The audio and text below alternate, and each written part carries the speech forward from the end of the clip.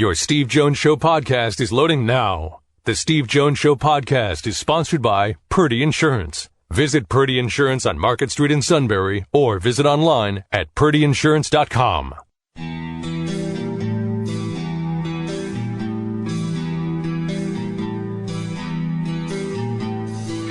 Sports talk where your voice counts. This is the Steve Jones Show on News Radio 1070 WKOK. Now, from the Sunbury Motor Studio, here's Steve Jones. We welcome in Todd Hummel, Daily Item, Justin Michaels, voice of Lewisburg football on 100.9 The Valley, and Kevin Herr, the voice of Shikellamy football and the state award winner for doing that job on News Radio 1070 WKOK. Gentlemen, welcome. Appreciate your time. Thanks, Steve. Thank you. Thanks for having us, Steve. All right, so let's start with this. Todd, I want to start with you. Pennsylvania is one of the few states that's seen a slight increase in participation over the last 10 years, according to the New York Times article, of 2%. In reality, in the Valley, what do you see participation rates? I was a little surprised, actually, when I saw that. We were just talking here before we went on the air that, it seems like, participation around here, at least, it has been down over the last couple of years. Like Selinsgrove State Championship here in 2009, I think there was nearly 70 on the roster, and this season's team 10 years later has, I think it had 45, 42, 45 or something like that. So, yeah, it seems that participation is a little down around here. I'm interested to see where those gains were, specifically where those gains would have been made in the state. Which now brings me to the JV part. How much do any of you know about JV participation, and are there now fewer JV games being played than ever before? Yeah, that's something that Justin and I talk about quite a bit. There's been a lot fewer JV games over the last, I would say, 5 years. Bloomsburg's a good example. Yeah. Here's a team that didn't even have an opportunity to play a playoff game because they couldn't field enough players. Yeah, and I know for Lewisburg, you got a 10-game schedule, and I think they probably only participated in about 4, maybe 5 max JV games. And really where that hurts is it hurts the development of the program. And again, what will happen is if kids are not getting those opportunities to develop and be a part of it, maybe the next year you do not see them coming back out. And that's the big thing. Participation really gets that's hurt. Where participation is really hurt, is when you don't play those JV games. You have guys that are basically blocking dummies all through the week. Yeah. And I don't mean that in a derogatory way. It's just that they're there to be the defense or block or whatever and be the bag or hold the bag. These are the guys that are going through the grunt work all week long and never get a chance to see the field on a Friday night. Well, Monday night was their night, and that game's gone. Yeah. So now, instead of playing a 10-game schedule where at least you see the field maybe on Monday nights and once in a while on Friday nights, now you're only seeing the field maybe twice on a Monday night through a whole season. And a lot of players just don't want to go through the effort for just a couple of nights of playing. Yeah. I talked to Coach Roth out at Southern Columbia, said this, and so did Justin Van Fleet up at Loyalsock. They've gone to the Allentown area to play some JV games this season, and those teams have come up here just to play those games and just to get some competition in at that level. And even at the junior high level, we're seeing teams like, I know Shikellamy played one of the Northern Lehigh or one of those came up, and I know they were coming up to this area at least 2 or 3 times because they couldn't find teams down in the Allentown area. Well, nobody plays freshman football anymore. That's a great when point. We're talking about smaller rosters, 10 years ago that was 10th, 11th, 12th grade numbers, and now it's usually 9th through 12th. We are also seeing a time where in practice, and this happens at the NFL level, it's mandated by the NFLPA, we're seeing it in college, and I'm sure we're seeing it in high school, where they don't want you hitting as often. It's a safety issue, but they don't want you hitting as often.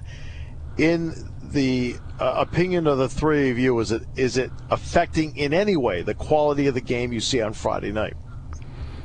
I think, Steve, it does. I really do. I think from more of a defensive side with the tackling aspect, again, when you're not hitting, you're not getting that form. You can hit a bag, and you can do different drills, but until it's that live contact and you're making it realistic on those Friday nights underneath those lights, I think it really does affect it. That's where I see it on each and every Friday night is the ability to tackle. And I agree on the defensive side, but where I see more as for the entire play of the game, it's special teams. That's the area that's really not seeing a lot of practice time now, especially in the summer months with the shortened season now to warm up in August.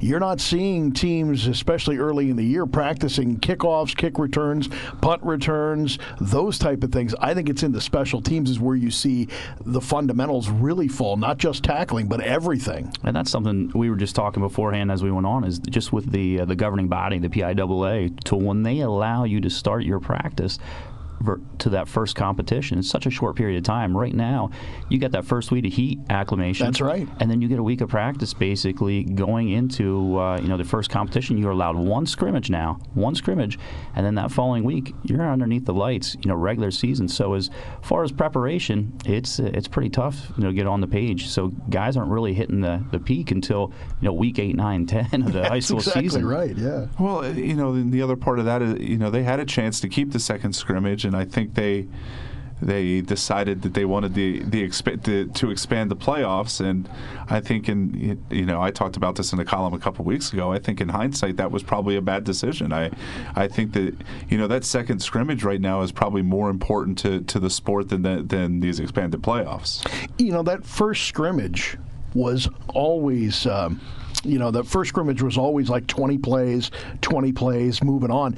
And then the next scrimmage was always more like game situation. Now you're doing a first half that's 20 plays for the other team, taking a little bit of a break, trying to sneak a JV squad in there now, then taking another break, and then playing a game situation before you wrap it up. It's like trying to jam two preseason games into one. You mentioned the playoff part and when they start. Do you feel that there is a relevancy to the regular season when there are so many schools that get in under 500 records? It's tough to say that there is. I mean, the only team in our daily item coverage area that didn't make the playoffs was Milton, I believe, and they win one more game, and they probably get in over one of the northern tier teams in the 8th seed. And we saw Bloomsburg forfeit a playoff game and not have enough people for a playoff game. Somebody in District 11 forfeited to Williams Valley. Marion Catholic, that's who it was, forfeited to Williams Valley rather than play a playoff game. So, I really think that they have to. I'm not one of the blame six classes guys. I think it's one of there's pluses and there's minuses to it in the different sports. But I really think it has not been great for high school football in Pennsylvania. That's where I slightly disagree with you, Todd. It doesn't happen really often that you and I do that, but I do think it has a lot to do with the six, and I don't think it has a lot to do with the six classification statewide. I think it does in the rural areas, and I think that's where you're breaking up the single A, double A.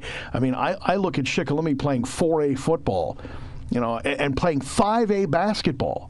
To me, I mean, maybe it's because I've just been, I'm looking at things historically, but 5A teams were these enormous high schools. They were not Shikellamy. It did not seem like they should be a 5A school. But in this new classification for basketball, girls and boys, they're 5A. They have to go play in Allentown to play their district playoffs in the Allentown area in District 11. In football, they're a 4A, and there's not that many big schools in 4A, so you only have 5 schools, 4 go to the playoffs. Yeah, and I agree with you, Kevin. It is, at the 3A, where Lewisburg is, there's 11 teams in that classification. 8 of the 11 are making the playoffs. And to me, with the 6 classifications, it really has watered down the level of competition. Again, I just feel, personally, from a perspective of a fan of the sport and fan of sports, is you got to have that criteria where it's a minimum of a 500 winning percentage at least to get in. I know years ago that's pretty much was the stepping stone. Things have changed, and again, you want to create opportunities, but at the same time, let's look at the 2A where opening week we had Southern Columbia taking on Towanda, and correct me if I'm wrong, but the score was 42-0 in the first quarter. They only ran a few offensive plays. I think it was less than a dozen offensive plays. So that's where that concerning point is, too. You want kids to be a part, but at the same time, risk of injury really, when you got two different teams at two different levels there. There weren't too many first-round games that were really competitive, Todd. I don't know. If I was going to think. I was going to say, can you think of one that you guys were covering that was even within 2 touchdowns? I was going to say we did not. The only game in the first round of the District 4 playoffs that was within a touchdown was, I think, Muncie and Sayre. Yeah, that is. You're right. In the single A, all the 3A first round games. I don't think the losers in the games didn't score an offensive touchdown. The only score came out of the 3 teams that lost was a fumble return by Lewisburg. Mm-hmm. That was the only touchdown that anybody that lost scored in the first round of that. So yeah, there was not a lot of very close games. I mean, you saw Schick and Jersey Shore. I saw Midwest and Selinsgrove that week. I mean, they were both Mercy Rule contests. Some of this decision-making process was flawed as well. It just, like we talk about in other sports, these coaches don't want these buys either. They maybe a little more in football, but basketball's opted to, there has to be 8 teams in that quarterfinal. So and you even have some sub 500 teams potentially making it because of that. You're skipping like Athens. I think Athens and Central are the only 2 schools that I know of that have that. You have to be 500 to play in the playoffs. And and that causes those teams don't make it. Didn't a 1 in 22 Midwest team make it last year or the year before into the playoffs? I can't remember that one, but for sure what year that was. But I thought somebody did. But so yeah, some of this comes down to not wanting to just simply have a bye sometimes, which is strange to me too. Because you think Southern would have gotten more out of a scrimmage with each other than they did out of the Towanda game. They scored 8 on 8 of 9 possessions. All 3 of you played high school football? I did not. You did not. Kevin, you did? Lower levels, yeah. Well, I don't care what level. Todd? Yeah, I did play in high school. No, I did not. Right. Okay, you did not. Kevin Kugler and I, and you hear Kevin on Westwood all the time, and Fox and BTN. Kevin and I talked for about an hour today, and this was not a Penn State coach we were talking about, but he brought up a coach that he just talked to within the past 10 days. And he said, it's really hard for me to sit here today and discipline players with portals and things like that.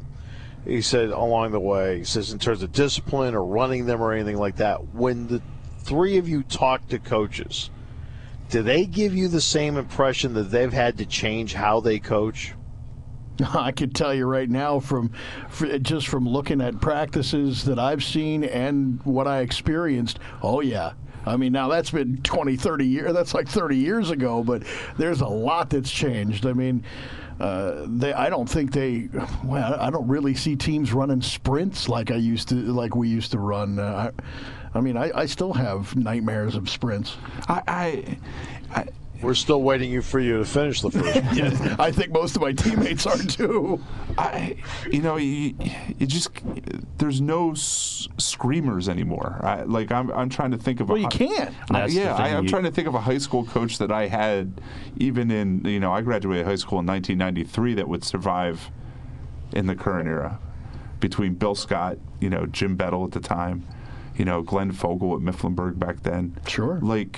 And it's weird. Were you at? I forget where I was at. Where there was a coach screaming at his players on the. I think it was a basketball game last year, and it was stunning because it just doesn't happen anymore. And, yeah, you just don't see it.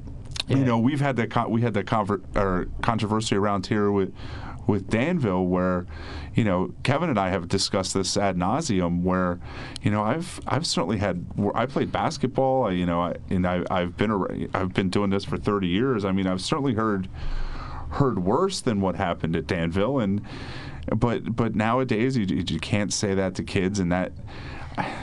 I'm not one of. I hate to sound like an old fuddy-duddy when you talk about kids today and millennials and all that stuff, but it's a different time now, and I think some you kind of have to learn to reach this generation. I had somebody reach out to me when I wrote a column about something similar, that's one of the things that they think is causing the participation problems in high school sports is, nobody wants to practice for 3 weeks in a row. It's a part of the AAU thing. You get to play 6 games in a day, and you're not playing games and you're practicing, and that's not what a modern kid wants to do. They want instant gratification. That's the big thing right there. It's I think that's really hurt is the instant gratification that the process. Nobody wants to put the time and be developed and come up over time. They want to be that immediate starter, and if they're not, they don't want to be participating in JV, and then they'll quit again, and they're not getting that playing time. They'll quit, and you lose them. So from a coaching standpoint, I think coaching philosophies have really changed too. As we joked and carried on, you look back in the 70s, 80s, and even in the 90s. The techniques that were used by coaches, it's a different day and age. The way I coach today, my athletes versus when I was an athlete myself, it's totally night and day. I remember being a freshman, my first high school match, I beat an opponent that I had never beaten in my career before. I came off the mat winning by a technical fall, and one of my assistant coaches told me that was garbage, that was disgusting, and you're going to have a long season if you think that was good. And today, that put it in perspective. And today, if I would use that type of reverse psychology with one of my student athletes, I would be getting called into the school, and I would be let go. But again, you see it with sports today. The way it coaches, the way it is. Again, times change. With the process, technology, it's really changed the game. It's interesting because Joe Paterno, and of course I was a witness on that practice field for, decades. All right. Joe Paterno yelled at players. He never swore. Mm-hmm. Never swore. He yelled at them. He made his points, right? But he never swore along the way. Okay, now here comes the difficult part of this question. What role, pro and con, are the parents playing in this? That's a tough one. That's a tough one because. Do you want the politically correct answer, or do you want the real one? I just want an answer because obviously we know about your experience as a parent. My experience was is he going to play this week? I just want to know. No, okay, I'm not. I just wanted to. I thought Ferlazzo. Did you think he was great, Sean? Ferlazzo was great that year. Crushed it. Loved him. That's why he was the fill-in for me. It's like it was decades ago. And that's the big. Yeah, the every game seems like a decade. With a lot of sports, everything is so subjective. So again, those parents feel that their child is the best, and again, you want nothing but the best for your child. And I said pro or con. I didn't say it's all con. Okay. Yeah. It's one of those difficult things. I'm very fortunate. The sport that I coach, you win or lose to get a spot. Obviously with football, as we're discussing football, it's very subjective, and right. That's from the coaching staff to put it out there. But again, you got a parent out there that feels that their kid is the best.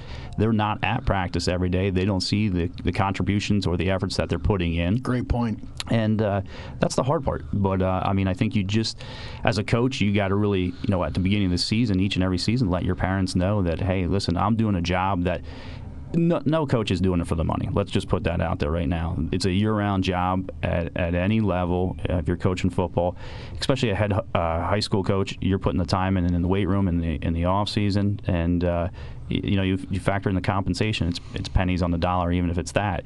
So the thing with it is, you're doing it for a lot of reasons. One, it's probably the effect that your coaches had on you, the mentorship and the life skills that you developed through sports and the friendships, and it's your way of giving back.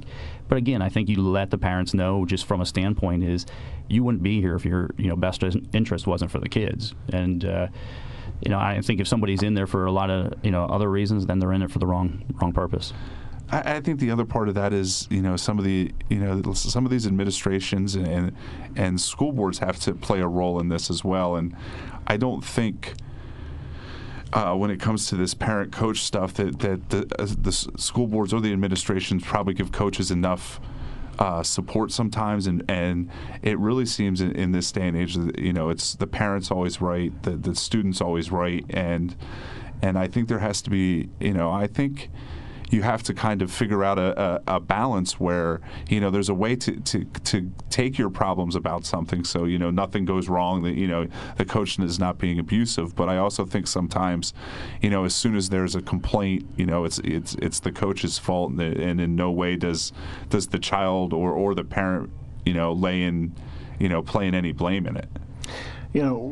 Steve and I used to joke about this an awful lot when my son was playing, and we all knew that he was not a great player. He would be the first one to tell you that, so he wasn't expecting to get played every day, and we weren't expecting to see him play every day. But I did, in that time, I watched parents come up to coaches and say, how come my kid isn't getting in the game? Or how come my kid didn't play here? Or how come you pulled him out here? I just, not that I'm better than anybody else, but I just never had that mindset because I've been around coaches enough that I know if there's a reason they're not playing, it's because A, they're not at that level, or B, maybe they didn't have a great week of practice. There's more to it than just, why is my kid not playing? Instead of asking the question, hey, what is my kid not doing well enough, or what can he improve on or she improve on to be a better player? And I don't think those questions are asked that often. You hit the nail on the head, Kevin. I think that's the biggest thing is it's, as most parents today, they want the best for the kids, and I completely understand that. Being a father of 3 children, I want the best for my kids too. But you got to be, realistic, and you got to have that trust in the coaches and the coaching staff that, again, go back to the point is they're there every single day with those kids, 2-3 hours a day, so they know what's going on, and who knows better than those guys that are there with them every day. So as a parent, they need to be supportive, of the program. Because, again, what does it do if they're coming and complaining to the coach or creating a hardship?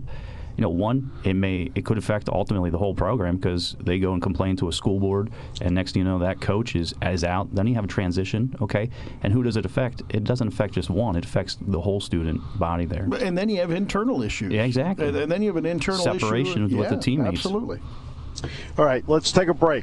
More to come. We have several other questions we're going to ask of our esteemed panels. We continue on News Radio 1070 WKOK, brought to you by Sunbury Motors.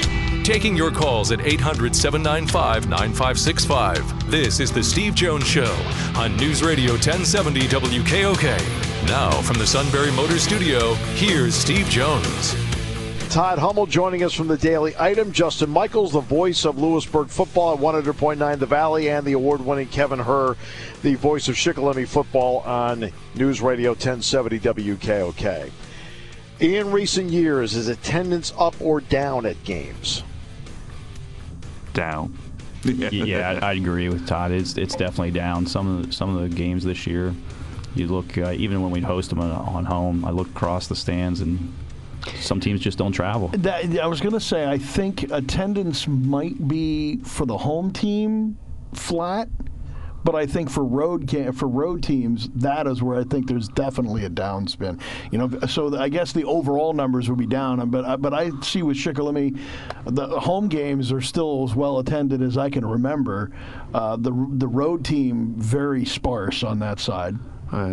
Well, you were. And you see it a little bit. Did you do Loyal Sox Central Columbia last week? Yes. And how nobody was there for Loyal Sox? Yeah, Loyal Sox had a very, very thin crowd, and Central did not travel well either. But then again, there's not a whole lot of stands on the other side for visiting stands. Well, no, but I was surprising for a home playoff game how little people were there. Yeah, there was definitely plenty of good seats still available with that one. And I think that's across all sports. I mean, when you're a wrestling guy. When I was a little kid, yeah, I mean that Shikellamy Fieldhouse used to be packed. You used to not be able to wrestle Lime Mountain and Shikellamy down at Lime Mountain because the gym was too small. You'd have to go out to Shamokin, and that's the thing is, and as I think you said, Todd, is I think you really see it. From a perspective, I know my parents would never miss any of my events. They were always there. Now, has that changed? Over times with dual income families, just can't get there. The change in, the radio, obviously carrying more games. Those traditions have changed. So I don't think it's good. Because again, the tradition of Friday night football, something special. It gets a community involved. And especially when a team has, a winning season, what it really brings together. I'll give, an example this year in the District 4 3A. Weir Run has not had a winning season since 2006. This year they were the 4 seed, hosted us, Lewisburg, first round of the playoffs, and they had a real nice crowd there. It really brought the community together, and it was encouraging to see. They had great numbers this year and, had success, and it's nice to see. We saw a situation with Southern Columbia, which has been incredibly dominant for a long time. They were going to play Shikellamy, and then everybody agreed to come up with a better solution. And then it took a while to null it out. Are administrations and school boards properly engaged with their coaches and their players? I think the Southern team is so special this year that I understand, but it's more. But there's a lot more going into this than just that question. Okay, there's a lot that goes across the board here. I think it goes to the next level up, Steve. I think you have to, especially in the example that you gave, I think now you have to look at the way multiple administrations that make up these leagues and districts and the way they're handling things or the way they set precedents. I think that's where a little bit of a difference is. I think people's problem with it was more how it came about and how it happened than what the actual point of it was. Is what happened as well. Yeah, meaning what? Well, I think some people feel that when they put the game together, that they didn't go through the proper channels, and the idea behind it of not getting kids hurt and was maybe the proper idea, but the execution failed a little bit. In this example, I would have rather have seen it happen before the season started than during the season. If that was truly the biggest issue along the way, then I could understand that. But my biggest thing was the conference came up with a rule. Well, it wasn't filed properly. Well, if the district was okay with it and the PIAA was okay with it, but the Heartland Conference said the papers weren't filed properly, where did something fall through? That's the part that I didn't understand about the whole thing. That's where I think there was a bit of a disconnect between conference officials, district officials, and PIAA officials. And I think that's also the function of how our conference is run around here. The athletic directors don't have a lot of say, it's administrators that make decisions that maybe are not involved in the day-to-day athletic activities of a school, because if you're the principal of the high school, there's a heck of a lot more you have to be concerned about than the athletics. So sometimes you're getting meeting minutes, and this is what you have to make a decision on. This is the rules, and again, I just think it's a little different, just because I don't know if you approach this if this is a decision that is made by any of these football teams, in any other season than maybe this one. What is more important, conference or district? In the overall perspective, or what it should be? I would say district. Well, that's going to be my next question. Right. Okay, so just everybody, just follow my lead here. I'll take you home. I definitely think it's the district level. Again, conference. You have different classifications playing in the same conference at the end of the year, where it's leveled out a little bit more. I think districts, you throw the records out, and that's really where you're leaving your legacy. We were here on the break joking about youth, junior high, how everybody gets caught up in wins and losses there, and the only people that really remember that is those individuals that were currently involved. You're leaving your legacy. How did you finish in the district tournament? How did you finish in the state tournament? 2011, Lewisburg, had a great run, made it to the state semifinals in football, and that team is talked about quite often, and that was, couldn't tell you what their win and loss record was throughout the season, but you do know that they made the state semifinals that year, and the athletes that were on that team. I think the conference, this is strictly my opinion, I think the conference has become irrelevant. I don't think there's any interest. Let me rephrase that. I think there's interest in winning it, but if you don't win it, it's not a big deal, as long as you make the district playoffs or you have a shot at a district championship. And I think that's part of the problem. I would love to see somehow, and this is going to take some massive reorganization to be able to do it, I would love to see the conference champion have to represent somebody in a district playoff or represent that conference instead of having the way we have it set up now. But I know that that's going to take a monumental change. Well, I think we've since we've gone to this bigger conference, we've also lost something that it was splitting it up classification-wise means that, Selinsgrove Danville was a big football rivalry for how many years, and now Selinsgrove and Danville don't play every year, or just started playing again. Schick and Danville. That's a great example right there. That's off and on. I think splitting this conference up by classifications rather than how the old CSC where it was Selinsgrove, Schick, and Lewisburg and everybody, Mifflinburg and everybody played together, and now every 2 years you don't know.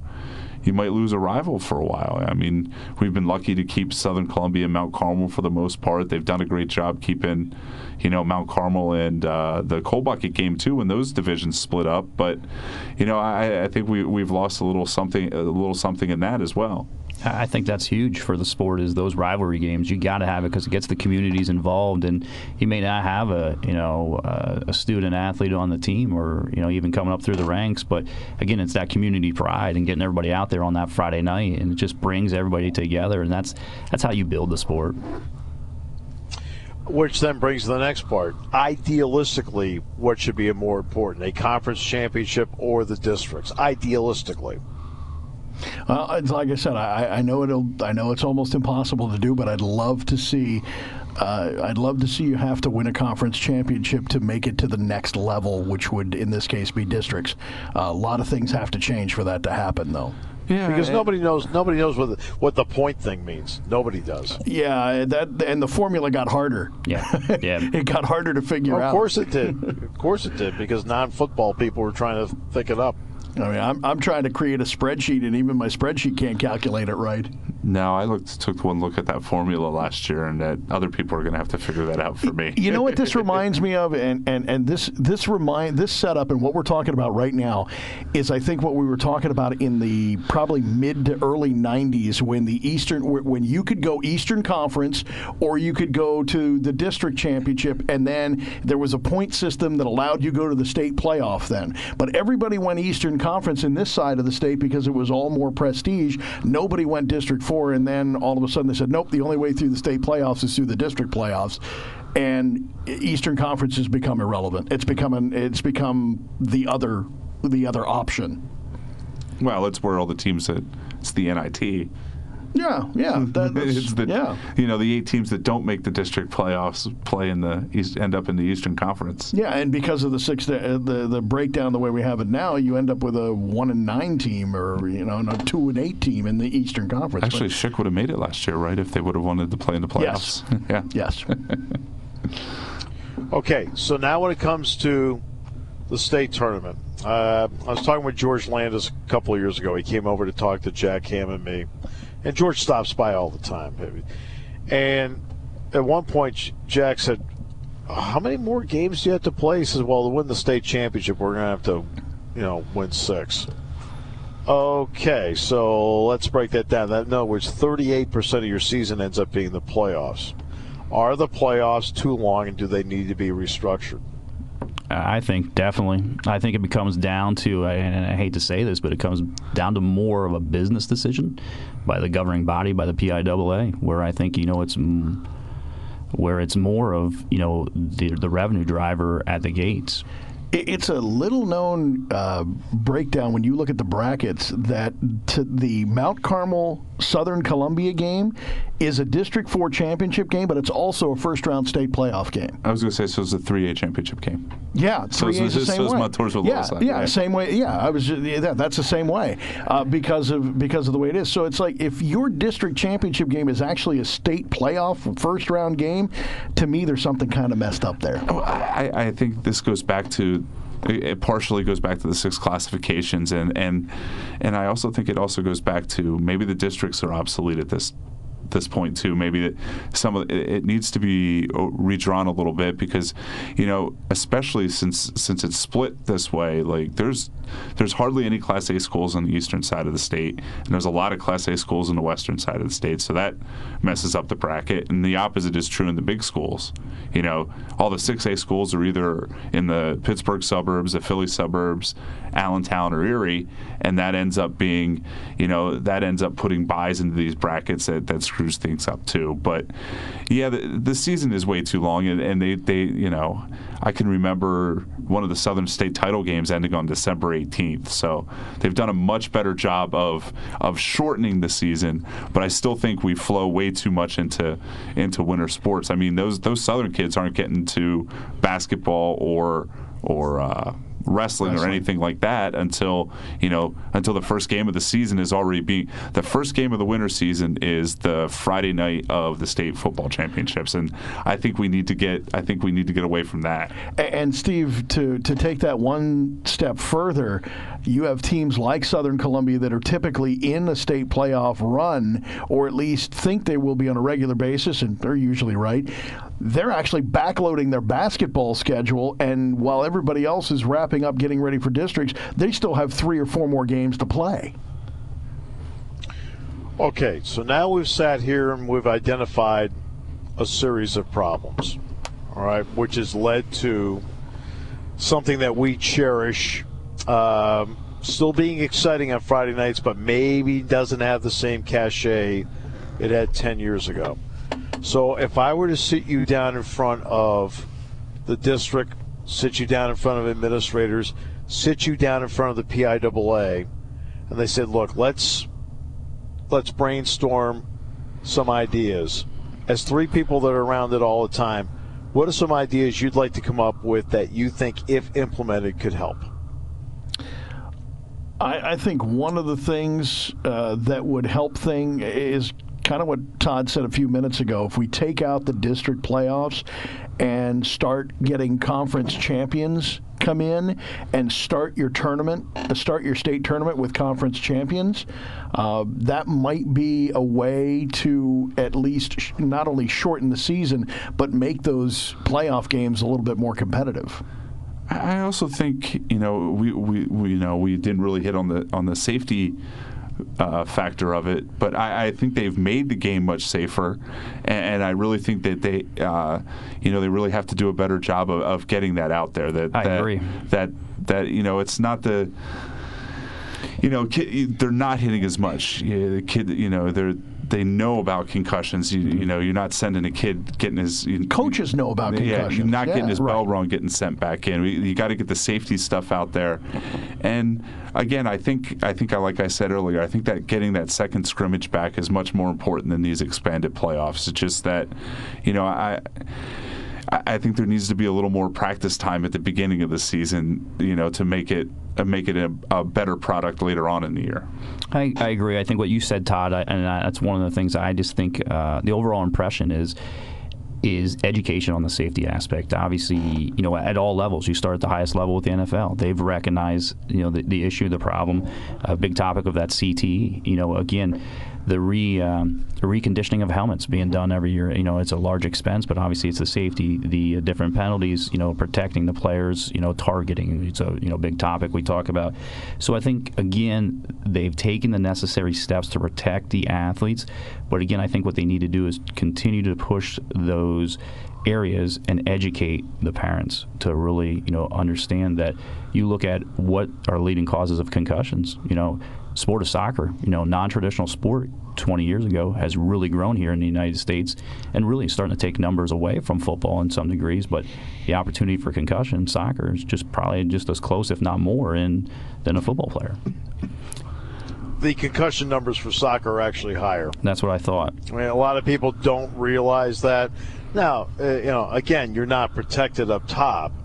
So, there are actually more concussions actually in soccer than in football. That never comes up. It's never talked about. But I think those who have railed on the safety issue in football, number one, have done a good job of getting it out there, and football's had to react to it. You're always trying to make it safer all the time because you want to keep the sport as long as you can. So I give the people credit who have brought up the issue. At the same time, there has to be some credit given to the sport of football itself to get the message out there that they are doing everything they can to make it safer, because those who were responsible for bringing the points up did a good job to make football react to it. I think one of the reasons I hear for not playing not only football but sports in general is not the concussions, it's not the possibility of injury. It's too hard. It's too much work. Yeah, you hit the nail on the head, Kevin. I mean, I hear it quite often with athletes in the school as you try to recruit to get them out for sports. Too much work. Well, and I don't have to deal with that. They're already doing work by the time I get to them. You know what? We all love it. High school football to me, and I think, I want to say, was it you, Justin, that said there's something about being there on a Friday night? Yeah, it just brings the community together, and that's I use the Warrior Run as an example. Seeing a little community like that hasn't had success since 2006 as far as a winning record, but it brings the community together, and there's something to be said. You're creating memories, and it's part of the journey of life. It's the friendships and those memories that these guys are going to talk about 10, 20, 30 years from now when they're getting together and reminiscing, and it's just something special. Steve, I have to share this, and I think I did with you years ago, but one of the funniest things that Daniel said to me was, I said, aren't you excited about getting in the game on Friday night? He goes, no. I'm like, why wouldn't you be excited about getting in the game Friday night? He goes, if I mess up, the whole town is there to see it. It was just, and that was his view. It's like Friday night, the whole town showed up. Yeah. Well, here's something else, too, that should be pointed out in all fairness.